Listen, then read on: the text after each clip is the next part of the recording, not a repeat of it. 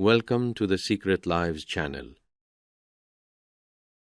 Derek tossed the divorce papers onto the scratched oak dining table, adjusting his new Rolex, a gift from the woman waiting for him in the idling Mercedes outside. "I'm sorry, Gabrielle, but I've outgrown this." "I've outgrown you," he said, his eyes dripping with pity as he took in her faded grey cardigan. "Victoria can give me the life I deserve. She's bringing me into the elite circle at Vanguard." Gabrielle stared at the documents, biting the inside of her cheek to hide a razor-sharp smile. Derek was dumping her for a wealthy executive at his company, a company that, unbeknownst to him, Gabrielle owned outright.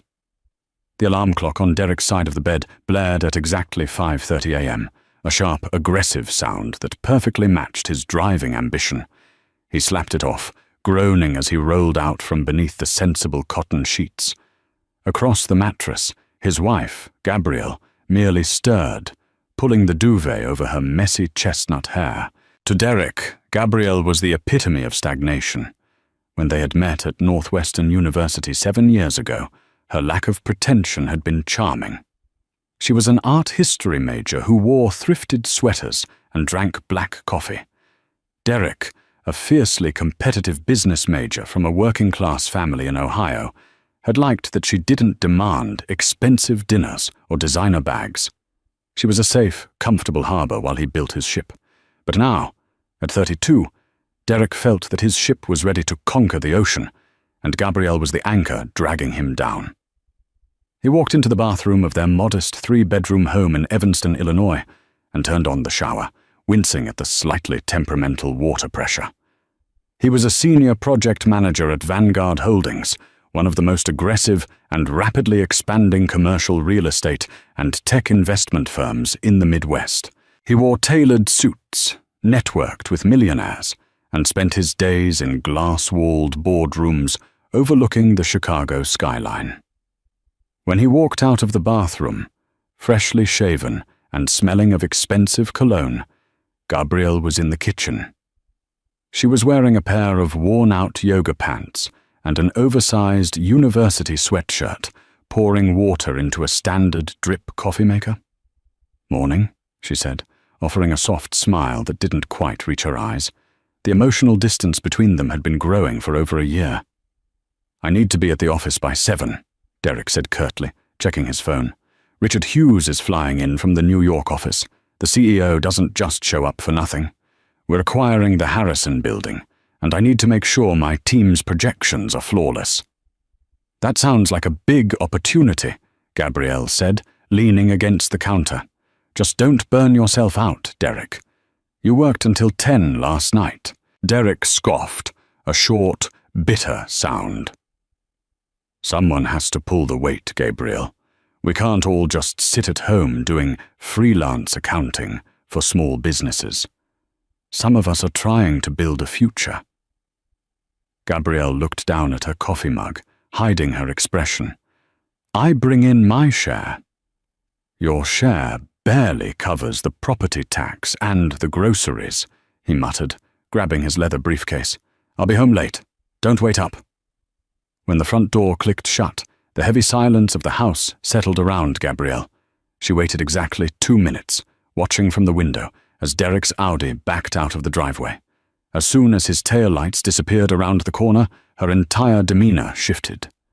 The slumped, weary posture vanished.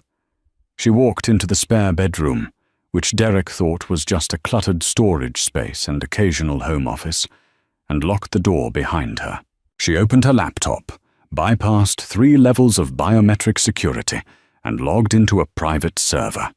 Almost immediately, a video call notification popped up. She clicked Accept. The face of Richard Hughes, the 58-year-old CEO of Vanguard Holdings, filled the screen. He was sitting in the back of a black town car, navigating Chicago traffic. "Good morning, boss," Richard said, a wry smile lifting his mustache. "Morning, Richard," Gabrielle replied, her voice losing its soft, domestic lilt, replaced by a tone of absolute authority. "I assume you have the final draft of the Harrison acquisition contracts?" "I do. The board is ready to move forward, pending your final signature," Richard said.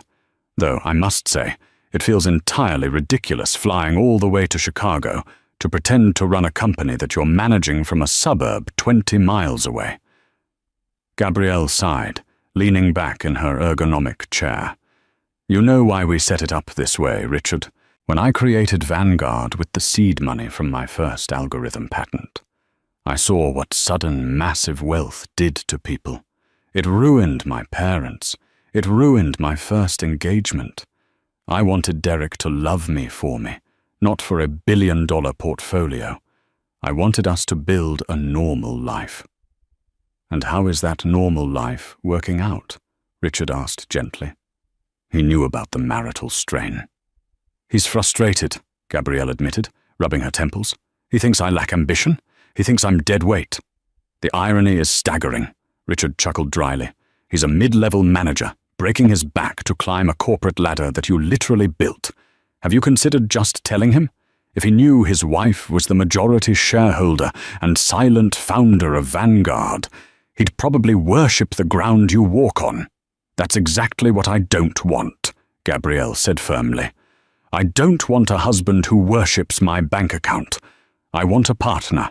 I've been quietly approving his bonuses, moving him up the chain, hoping financial security would make him relax. But it's just making him arrogant. "Well, his arrogance is about to be tested," Richard noted, glancing at a file on his lap. "We're bringing in a new vice president of acquisitions today. Victoria Kensington. Her father is Arthur Kensington, the British developer. She's got a fat Rolodex and a lot of flash. I'm assigning Derek to be her right-hand man to smooth over the transition." Gabrielle frowned slightly. She knew of Victoria Kensington. The woman was notorious in high society circles for being ruthless, incredibly glamorous, and chronically hungry for attention. "Keep an eye on that dynamic, Richard. Derek is easily blinded by shiny things." "Will do, Gabrielle. I'll send the contracts to your secure proxy." The call ended. Gabrielle looked at her screen, a sense of deep, gnawing unease settling in her stomach. She loved Derek. She had hidden her wealth to protect their love. But as she watched the ticker tape of her company's stock price scroll across her monitor, she wondered if her grand experiment in living a normal life was about to blow up in her face.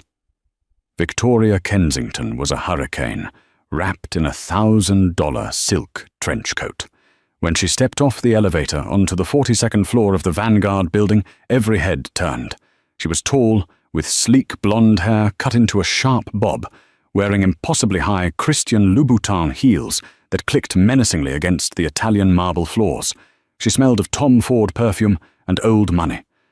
Derek was standing near the reception desk when she arrived. He felt a sudden electric jolt of adrenaline just looking at her.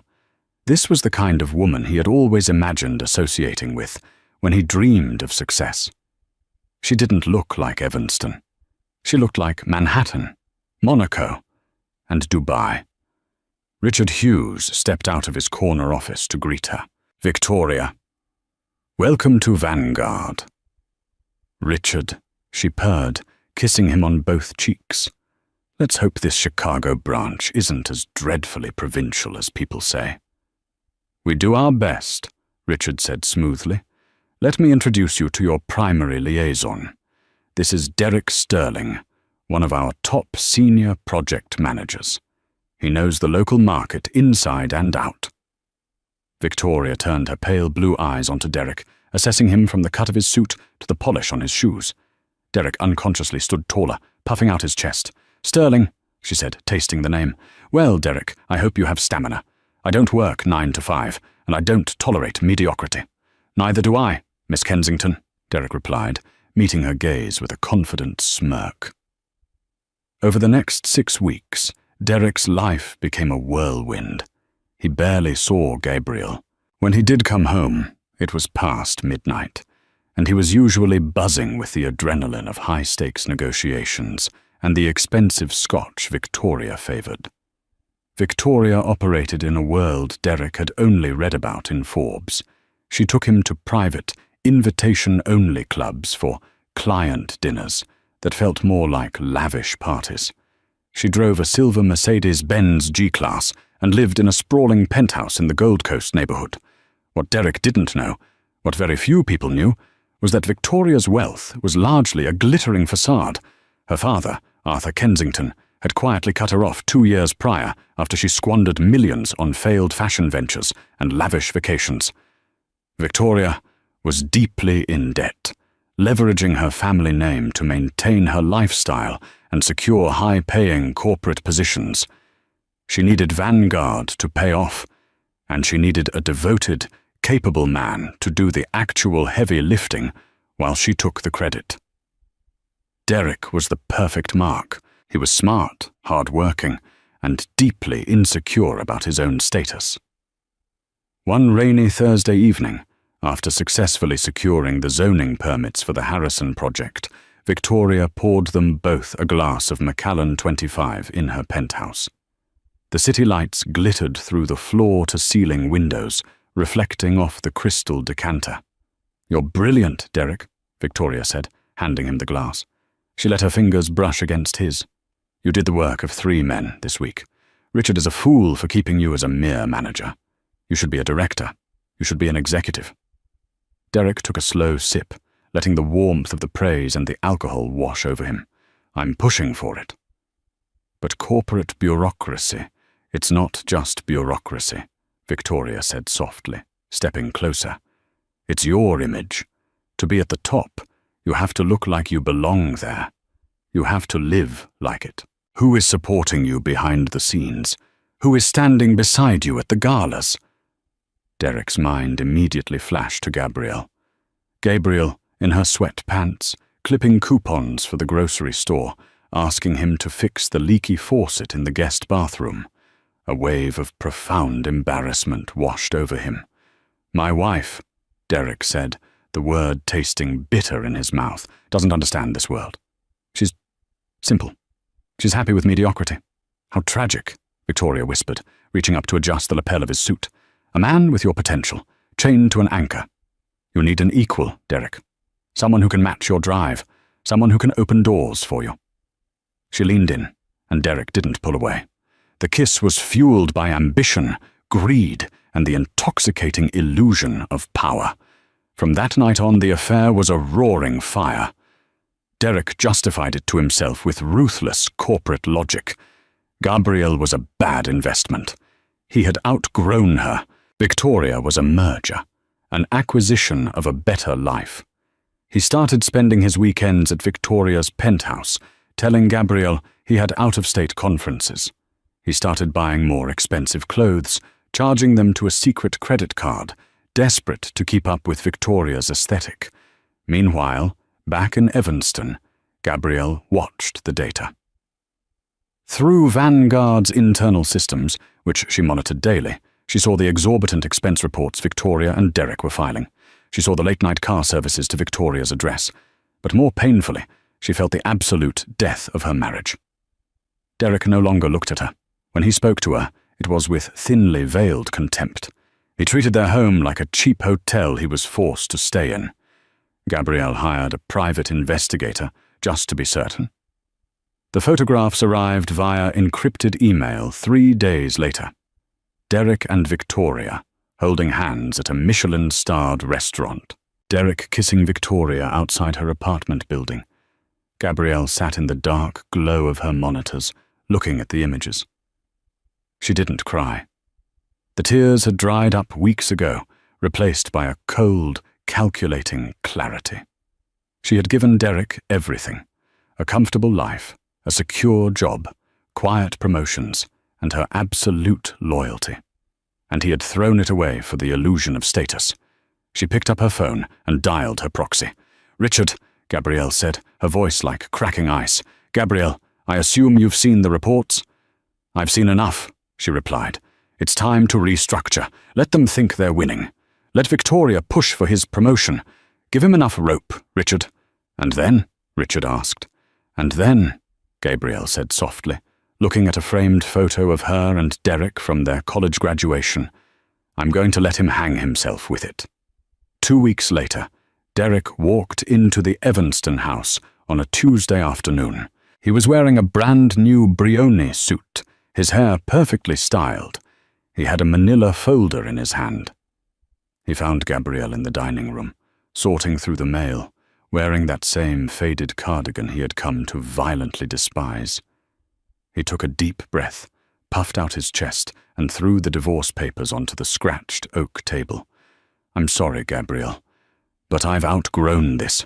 "I've outgrown you," Derek said, his voice rehearsed and devoid of genuine warmth. He tapped the thick manila envelope against the scratched oak table. "Victoria can give me the life I deserve.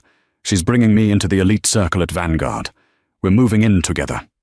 Gabrielle looked from the envelope to Derek's face. She didn't scream. She didn't throw the ceramic coffee mug resting near her hand. Instead, she felt a profound, chilling calm wash over her.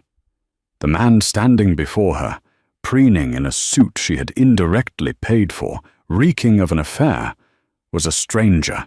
"Divorce," Gabrielle stated, her voice perfectly level. "Just like that." "It's for the best," Derek insisted, mistaking her shock for submission. He leaned forward, adopting a tone of patronizing sympathy. "Look, I had my lawyer draft this to be as fair as possible. You keep this house. It's paid off, so you won't have to worry about a mortgage. You keep your little freelance accounting business and whatever sits in your personal checking account. I keep my Vanguard stock options, my 401k, and my salary. We walk away clean." Derek held his breath.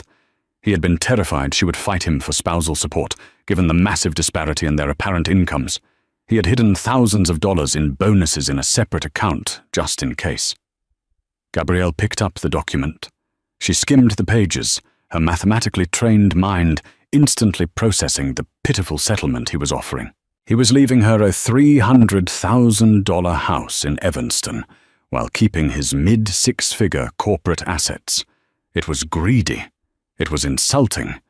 It was absolutely perfect. "You want me to sign this right now?" she asked softly. "If you don't mind." "Victoria is waiting in the car," he said, glancing at his Rolex. "We have a dinner reservation at Alinea to celebrate. Richard hinted at my promotion today."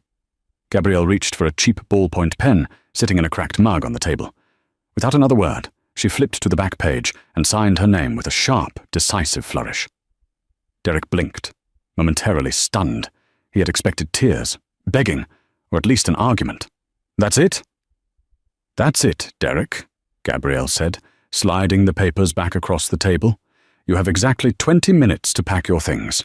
Anything left behind goes in the dumpster tomorrow." A flicker of irritation crossed his face. He hated when she gave him orders, but the victory was too sweet to jeopardize.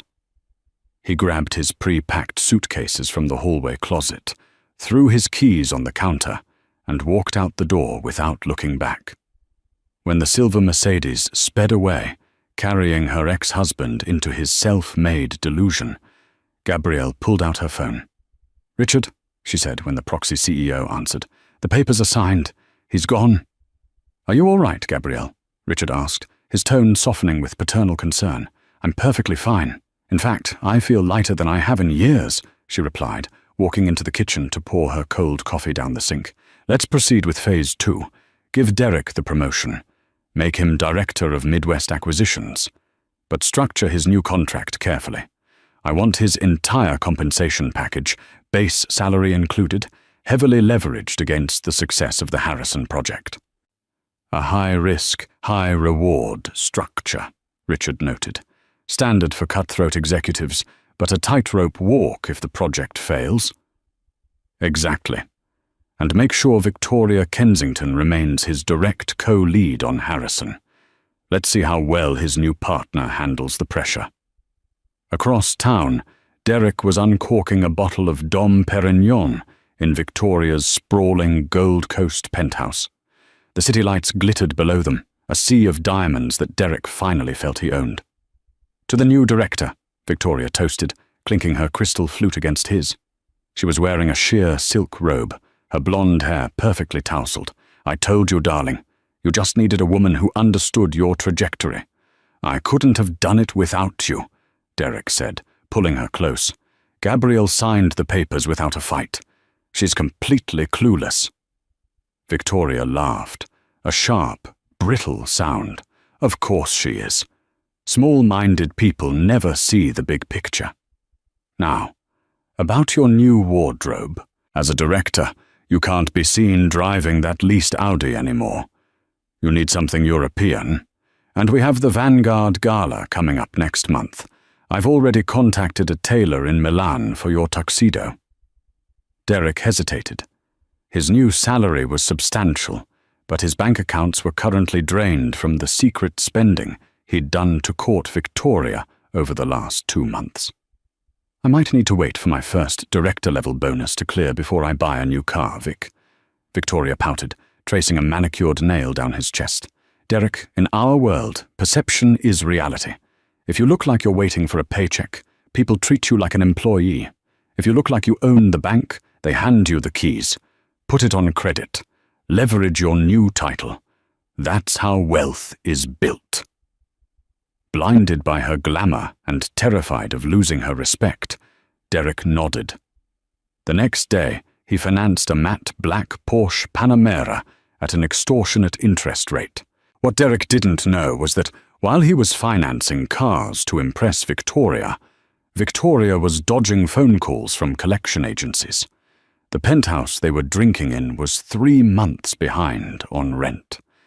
The designer clothes were bought on maxed-out credit cards secured by her father's long-revoked guarantor status. Victoria was a shark swimming in incredibly shallow water, and Derek was her new line of credit. 2 months into Derek's new life, the cracks in the glamorous facade began to spiderweb. His promotion to director had come with an enormous corner office and a crushing workload. The Harrison acquisition, a massive $300 million commercial real estate deal, was entirely on his shoulders. Victoria, who was supposed to be managing the international investors, was increasingly absent. She arrived at the office at 10, took 3-hour lunches, and left by 4, complaining of migraines that could only be cured by spa visits. Derek was drowning. He was working 14-hour days just to cover her end of the paperwork. Every time he tried to confront her, she manipulated him flawlessly. "Derek, darling, I'm the face of this operation," she would say, adjusting her Cartier bracelets.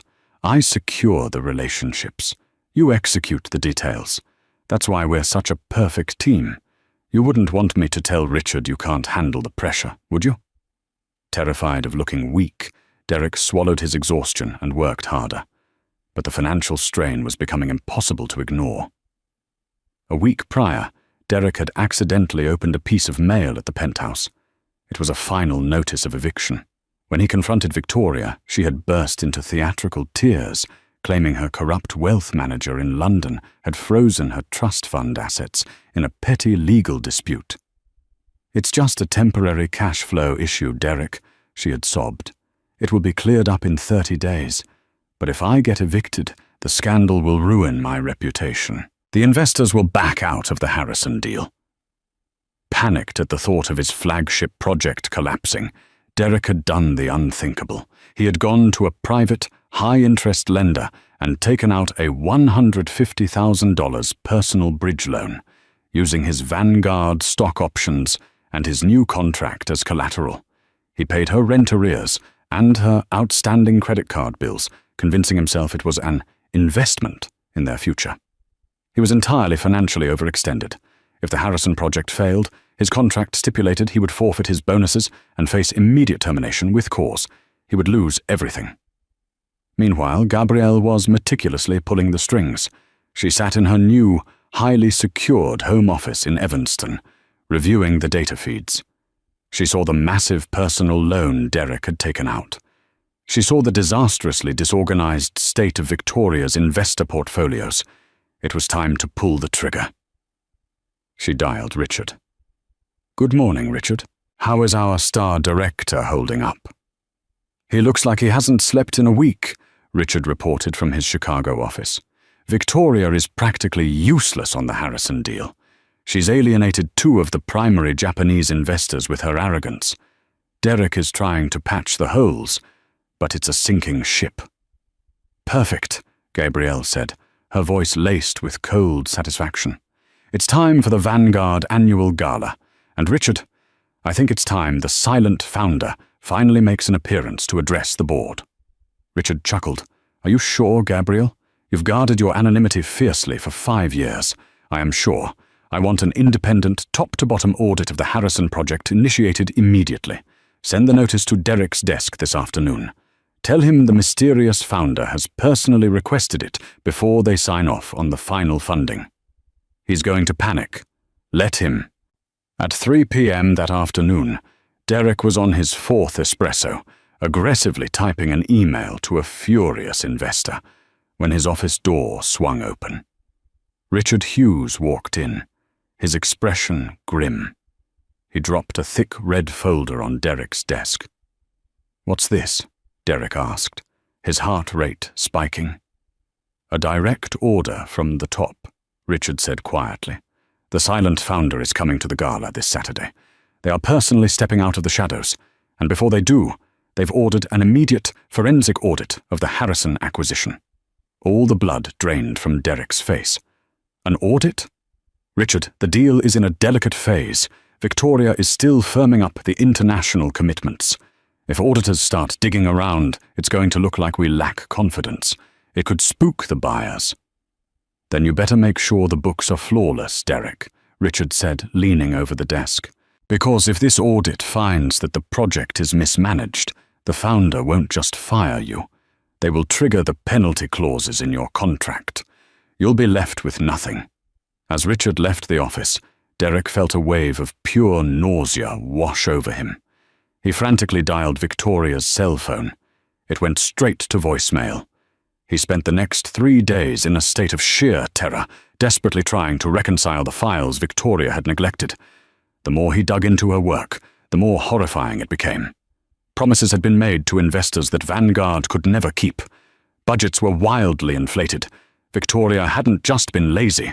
She had been actively falsifying projections to make herself look better to the board. When Derek finally cornered her at the penthouse on Friday night, the eve of the gala, he was trembling with rage. "You lied to me!" Derek shouted, throwing a stack of printed emails onto her glass coffee table. "These international commitments are fake. You haven't spoken to the Tokyo Group in a month." Victoria, who was applying expensive serum to her face in the mirror, barely flinched. "Keep your voice down, Derek. I was going to secure them next week at the gala." "The gala is tomorrow, Victoria, and the founder is coming. They ordered an audit. Do you understand what this means? If this deal collapses, I lose my job, my stock, everything. And I'm $150,000 in debt because of your cash flow problem." Victoria turned around, her eyes turning cold and hard, the mask of the loving, supportive partner completely vanishing. "Then fix it, Derek. That's what you're good for, isn't it? You're a middle-class workhorse. I gave you the aesthetic. I gave you the connections. Now do the actual work." Derek stared at her, the horrific realization finally crashing down on him. She didn't love him. She didn't even respect him. He had abandoned a woman who had genuinely cared for him to become a glorified, debt-ridden assistant to a con artist. "I can't fix this, Victoria," Derek whispered, his voice cracking. "The audit is already happening. We're going to be exposed tomorrow night." Victoria sneered, turning back to the mirror. "Speak for yourself. My father knows half the board. I'll simply tell them you mismanaged the funds without my knowledge. You're the director, darling. The liability stops with you." Derek stumbled back, feeling like he had been punched in the stomach. He walked out of the penthouse, the silence of the elevator ride down to the lobby echoing along, the total destruction of his life. He had traded everything for a shiny illusion, and now the bill was due. And tomorrow night at the gala, he would finally have to face the mysterious founder whose money he had wasted. The grand ballroom of the Drake Hotel smelled of white truffles, expensive orchids, and cold, hard capital. Waiters in starched white uniforms weaved through the crowd of Chicago's elite, carrying silver trays of caviar blinis and vintage champagne. Crystal chandeliers the size of small cars cast a glittering light over the attendees, illuminating a sea of Armani tuxedos and couture gowns. Derek stood near a towering ice sculpture, feeling like he was going to vomit. He was wearing the custom Milanese tuxedo Victoria had demanded he buy, putting another $8,000 on his already groaning credit cards. Underneath the finely spun Italian wool, he was sweating profusely. His heart hammered a frantic, irregular rhythm against his ribs. The forensic audit of the Harrison acquisition had concluded at 5 p.m. that afternoon. The lead auditor from Ernst & Young had walked out of the Vanguard offices without saying a single word to him, carrying a locked briefcase. Victoria was 10 feet away, holding court with 2 senior partners from Goldman Sachs. She wore a stunning, backless silver gown, laughing brightly and touching the arm of the older partner. She had completely frozen Derek out since their argument the night before. Whenever he tried to approach her, she turned her shoulder, effectively rendering him invisible. She was already positioning herself for survival, ready to detach from him the moment the axe fell. "Nervous, Derek?" a smooth voice asked. Derek jumped, spilling a drop of his martini onto his cuff. Richard Hughes was standing beside him, nursing a glass of sparkling water. The older man looked impeccably calm, adjusting the cuffs of his tailored suit. "Just anticipating the founder's speech, Richard," Derek lied, his voice tight. "It's a big night for the firm."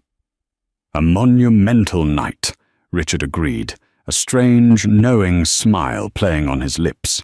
The board has been practically vibrating with curiosity. It's not every day a shadow billionaire decides to step into the light, especially one who just ordered a top-to-bottom scrub of our flagship acquisition.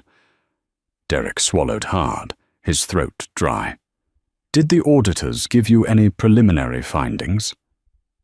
"Oh, they gave me the final report an hour ago," Richard said casually, though his eyes were sharp. "I handed it directly to the founder. Let's just say, the numbers on the international commitments were illuminating." Before Derek could ask another panicked question, the jazz band abruptly stopped playing. The low hum of 100 overlapping conversations faded into an expectant silence as the ballroom lights dimmed. A single spotlight snapped on, illuminating the heavy mahogany podium at the front of the stage. Richard patted Derek's shoulder, a gesture that felt more like a priest administering last rites, and walked up the short flight of stairs to the microphone. "Ladies and gentlemen, esteemed partners, and friends of Vanguard Holdings," Richard began, his voice echoing through the cavernous room. "For 5 years, this company has operated on a simple principle: ruthless efficiency paired with quiet innovation. We have disrupted the commercial real estate market and cornered the tech investment sector in the Midwest. But the architect of that success has always chosen to lead from the background." The crowd was dead silent. Derek felt a bead of sweat roll down his spine. "Tonight," Richard continued, "that changes. The visionary who wrote the core algorithms that built our fortune, the majority shareholder, and the true CEO of Vanguard Holdings, has decided it is time to personally address the future of this firm. Please welcome her to the stage." "Her," a murmur rippled through the crowd. Derek blinked, mildly surprised. He had always assumed the founder was a reclusive tech bro or an eccentric older tycoon. The heavy velvet curtains behind the podium parted. The spotlight shifted, catching the unmistakable glint of a blinding, multi-carat diamond necklace.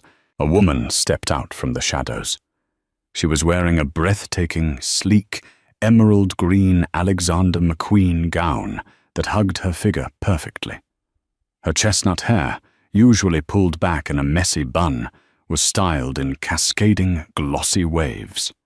Her posture was flawless, radiating an aura of absolute, terrifying power. She stepped up to the microphone, her sharp, intelligent eyes scanning the crowd. Derek's breath caught in his throat, his brain short-circuited. He blinked once, twice, violently rubbing his eyes, completely disregarding the expensive tuxedo sleeve. It couldn't be.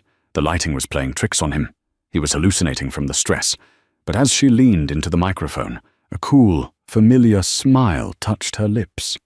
"Good evening," Gabrielle said. The voice was the same one that used to ask him to take out the trash in Evanston. It was the same voice he had dismissed as simple, uninspired, and stagnant just 3 months ago. Only now it echoed with the authority of a billionaire. Derek staggered backward, his heel catching the edge of the ice sculpture's base. He gripped a cocktail table to keep from collapsing.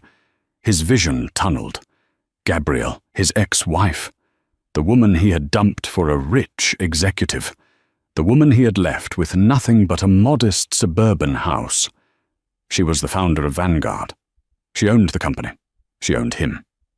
Across the room, Victoria stopped laughing. Her pale blue eyes widened in shock as she stared at the stage, then her gaze whipped toward Derek, her face draining of all color. "For years," Gabrielle's voice rang out, clear and steady, "I believed that the strength of Vanguard lay in its anonymity. But recent internal developments have reminded me that leadership requires visibility. It requires accountability. Over the past few months, we have engaged in a massive undertaking, the Harrison acquisition." Derek felt his chest constrict. He couldn't breathe. "However," Gabrielle continued, her eyes locking directly onto Derek across the sprawling ballroom. Her gaze was like a sniper's laser. "An enterprise is only as strong as its weakest link, and when ambition outpaces integrity, the entire structure is compromised. The forensic audit of the Harrison project concluded today, and the results are unacceptable." The ballroom erupted into shocked whispers.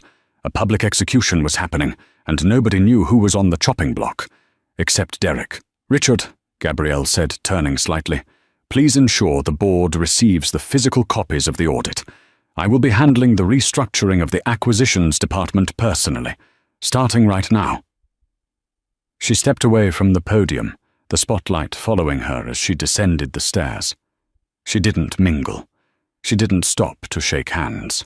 Accompanied by 2 massive private security contractors, she walked straight towards the heavily guarded VIP suite off the main floor. Before the heavy oak doors closed behind her, she paused, looking directly at Derek and Victoria.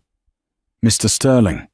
"Miss Kensington," Gabrielle called out, her voice cutting through the murmuring crowd like a serrated blade.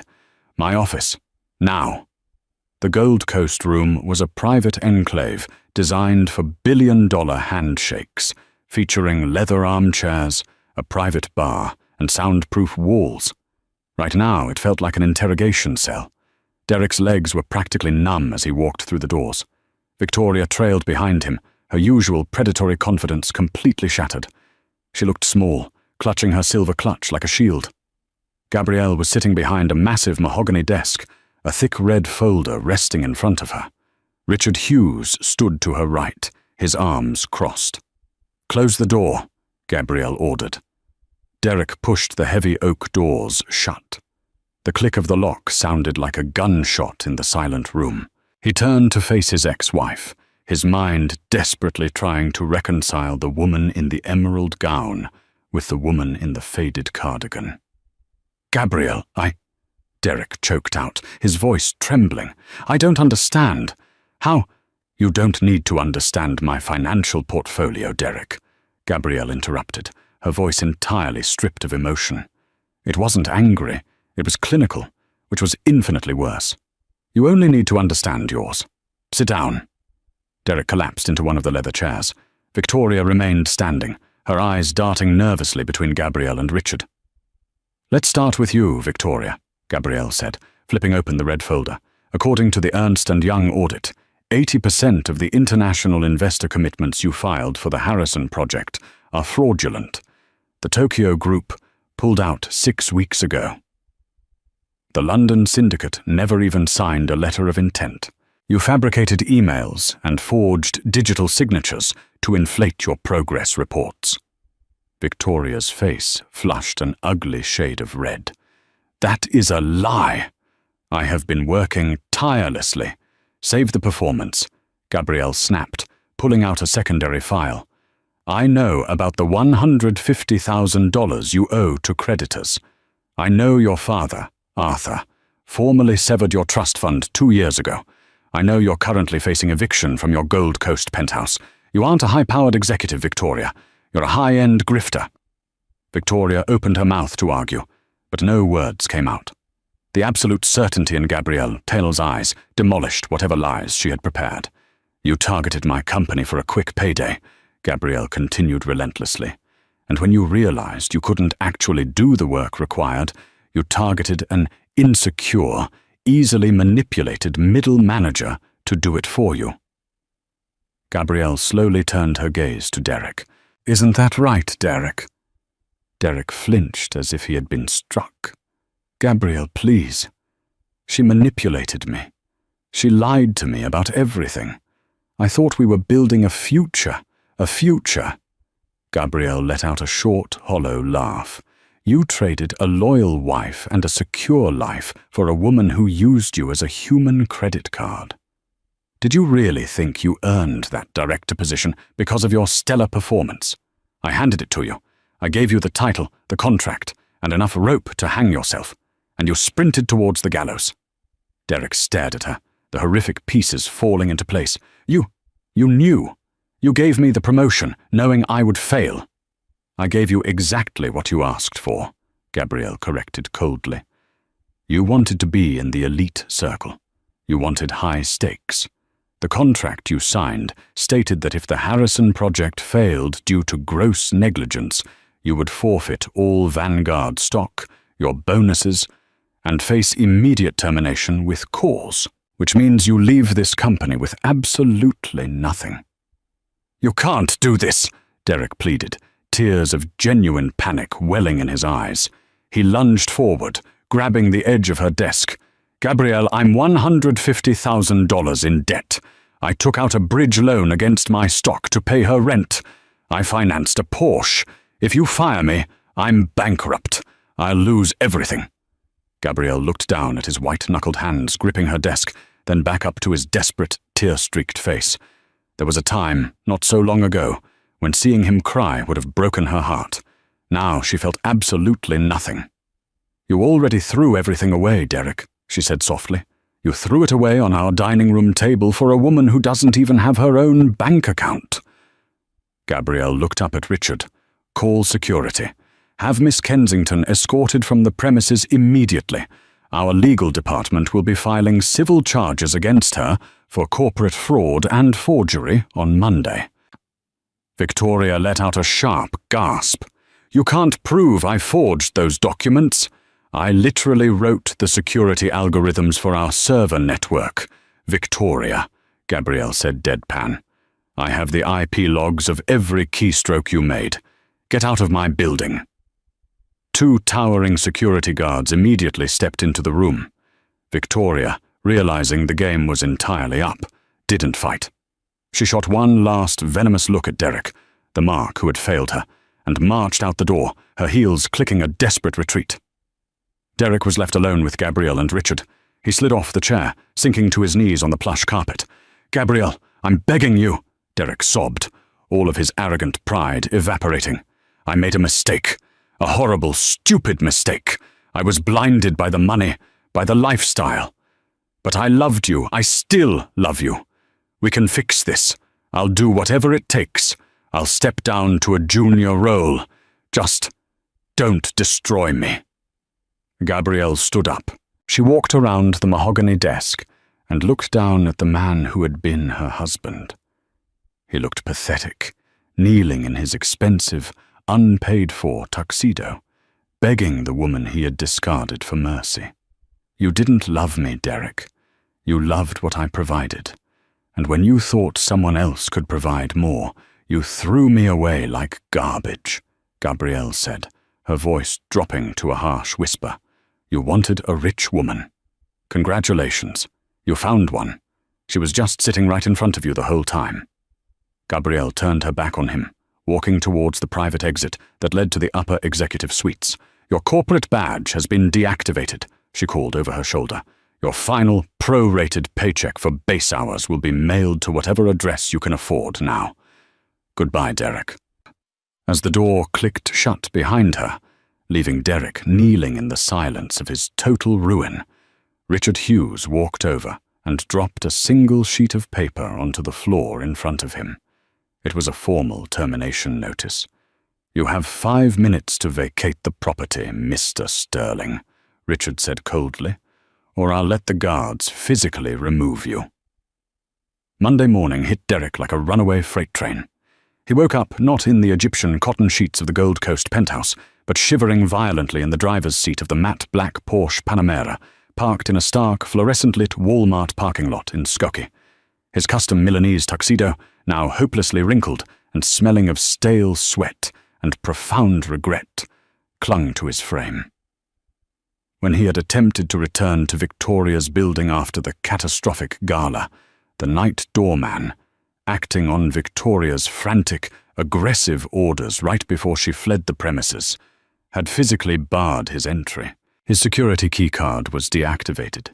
His designer clothes, his laptop, and the few possessions he hadn't already abandoned at Gabriel's house in Evanston were locked away behind impenetrable glass doors. He pulled his phone from his pocket, his hands shaking.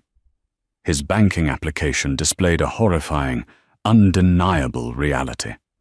The $150,000 personal bridge loan from Sterling Credit Union was demanding its first brutal interest payment. His primary checking account held exactly $412. His Vanguard stock options, which had always been his ultimate financial safety net, were legally vaporized the very second Richard Hughes handed him the termination papers. Desperation clawing at his throat, Derek drove to the luxury European dealership in Naperville, where he had financed the Porsche just weeks prior. He walked into the pristine showroom looking like a deranged, hungover groomsman and practically begged the general manager to take the vehicle back. "Mr. Sterling," the manager said, a mixture of stark pity and corporate disdain in his eyes as he looked over the financing contract. "You drove it off the lot. The depreciation alone is 30%.